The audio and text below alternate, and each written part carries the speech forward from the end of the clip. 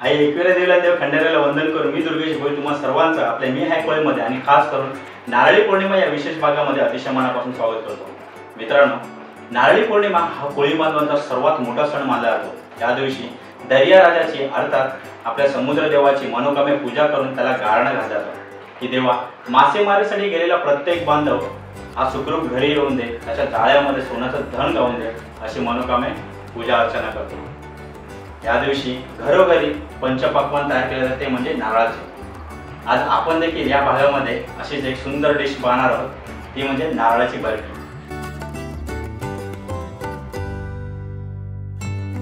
पटकन तुम्ही या रेसिपीसाठी लागणारं साहित्य पाहून घ्या। आजच्या रेसिपीसाठी लागणारं साहित्य आहे 3 ओल्या नारळाचा खीस, सोयीनुसार चांदीचा वर्क, बदामाचे काप, पिस्त्याचे काप, 1 वाटी साजूक तूप, 400 ग्रॅम साखर, हाफ टेबलस्पून वेलदोड्याची पूड, 1 वाटी काजू पावडर, 3 थेंब लेमन कलर, 100 ग्रॅम मावा, हाफ टेबलस्पून मीठ। मित्रांनो, साहित्य तुम्ही नोट डाऊन केलेलं असणार खात्रीच आहे। आता आपण पटकन कृतीकडे वळूया।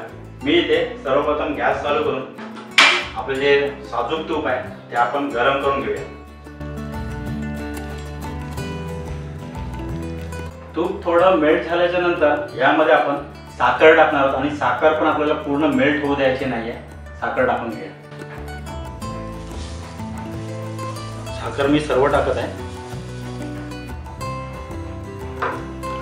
मिक्स करून घेऊया।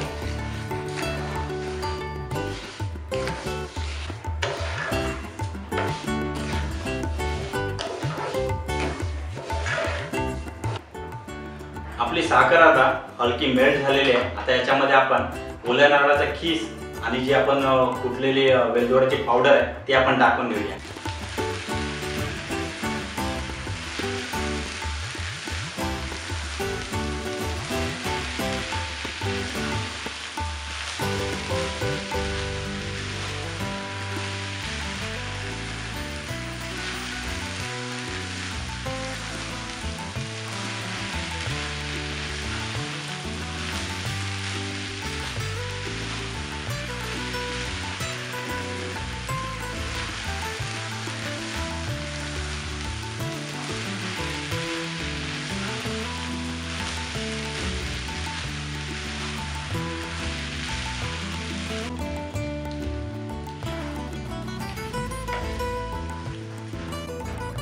मिक्स करून झाल्याच्या नंतर यामध्ये आपण साधारण हाफ टेबलस्पून जी वेलदोड्याची पूड केलेली आपण ती आपण टाकून घेऊया। वेलची पावडर टाकल्याच्या नंतर यामध्ये आपण मावा टाकणार आहोत आणि मावा थोडा जाडसर असल्यामुळे त्याला आपण कुस्करून टाकणार आहोत। आणि सर्वात एक महत्त्वाचं म्हणजे ही सगळी प्रोसेस करताना तुमच्या गॅसची फ्लेम ही स्लो असली पाहिजे, हे तेवढं मात्र लक्षात ठेवा।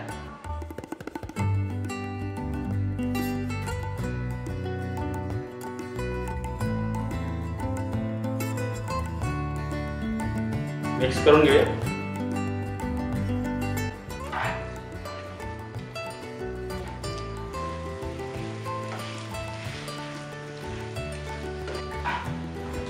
आपलं आता हे मस्तपैकी व्यवस्थित मिक्स करून झालेलं आहे। आता याच्यामध्ये आपण थोडंसं हलकंसं मीठ टाकून घेऊया, म्हणजे त्याच्या टेक्स्चरची चव आहे ती एकदम फुलून येईल।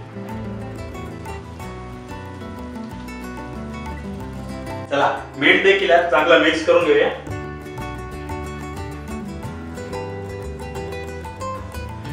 मीठ मस्तपैकी याच्यामध्ये मिक्स झालेलं आहे आणि मी इथे 2 लेयर करणार आहे। त्यासाठी मी लेमन फूड कलर घेतलेला आहे, तो ऑप्शनल आहे। तुम्हाला एकाच कलरची किंवा एकाच रंगाची बनवायची असेल तर हा बेस बनवून तुम्ही पूर्ण करू शकता, पण मी दुसरी लेयर ही थोडी येलोइश करणार आहे। त्यासाठी मी काजू पावडर घेतलेली आहे आणि लेमन फूड कलर घेतलेला आहे।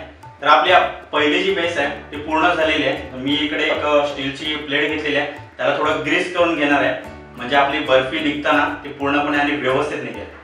मग असं आपलं थोडं जे साजूक तूप उरलेलं ते आपण यात टाकूया आणि सर्व बाजूनी हे तूप चांगलं लावून घ्यायचं आहे। बर्फीच्या पहिल्या लेयरचं सारण आपण या प्लेटमध्ये काढून घेऊया।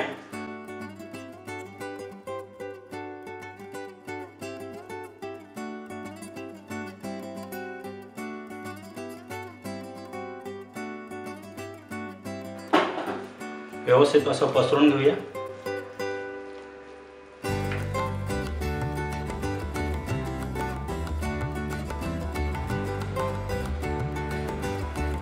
आता यामध्ये पटकन आपण लेमन कलर आहे आणि काजू पावडर आहे ती टाकून घेऊया आणि आपली दुसरी लेअर पण तयार करून घेऊया.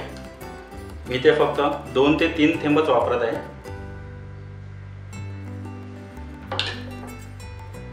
काजू पावडर टाकूया, मिक्स करून घेऊया.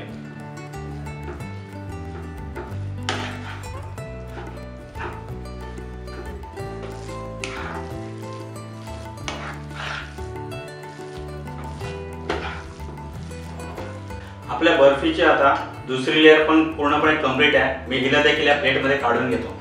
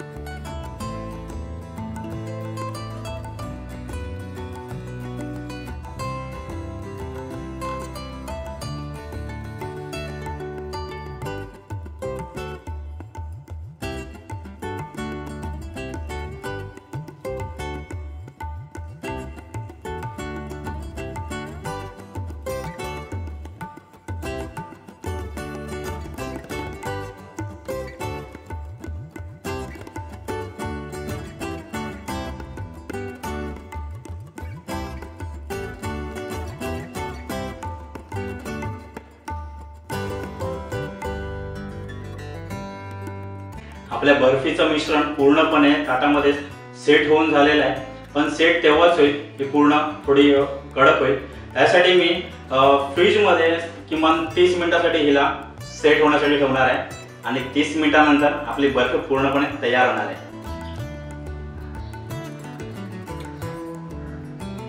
आपली 30 मिनिटं झालेली आहेत आणि आपली नारळाची बर्फी एकदम सेट होऊन आलेली आहे.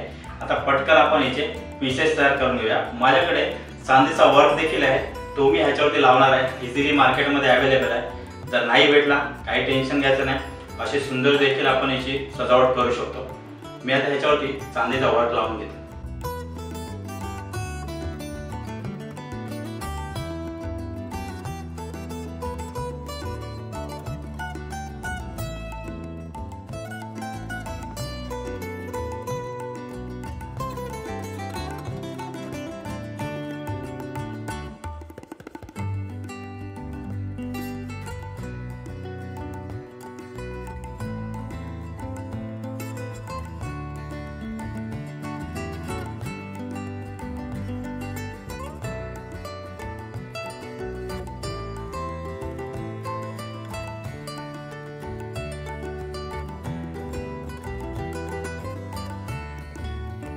आपल्या बर्फीला मस्त की चांदीचा वर्क देखील लावून झालेला आहे. आता छान असे याचे पीसेस करून घेऊया.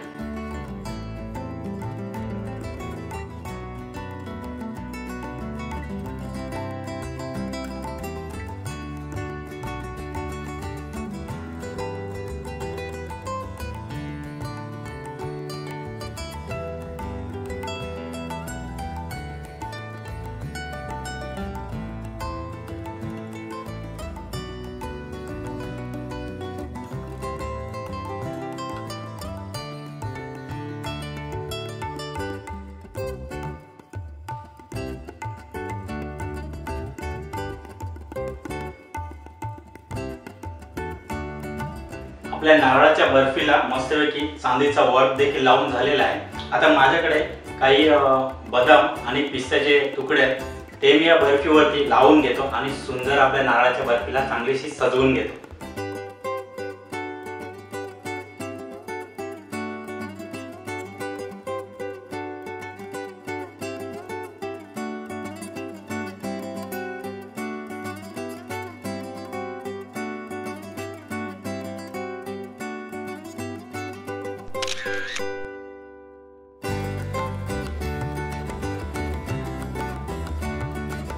एक नंबर. नारळाच्या बर्फीबरोबर आजची रेसिपी मी खूप एन्जॉय केली, कारण बऱ्याच दिवसांनी काहीतरी स्वीट बनवण्याचा योग या निमित्ताने मिळाला. तुम्ही देखील ही रेसिपी आजच नक्की घरी ट्राय करा आणि ट्राय करून झाल्याच्या नंतर तुमचे छान छान कमेंट मला कळवायला विसरू नका. आता तुम्ही मी हाय कोळीला फेसबुक, ट्विटर, इंस्टाग्रामवरती सुद्धा फॉलो करू शकता. आजच्या रेसिपीचा हा व्हिडिओ जर तुम्हाला आवडला असेल तर या रेसिपीला लाईक आणि शेअर नक्की करा आणि आपल्या सर्वांचं मी हाय कोळी चॅनल सबस्क्राईब करायला विसरू नका. पुन्हा एका छानशा रेसिपीसह लवकरच भेटूया. तोपर्यंत धन्यवाद.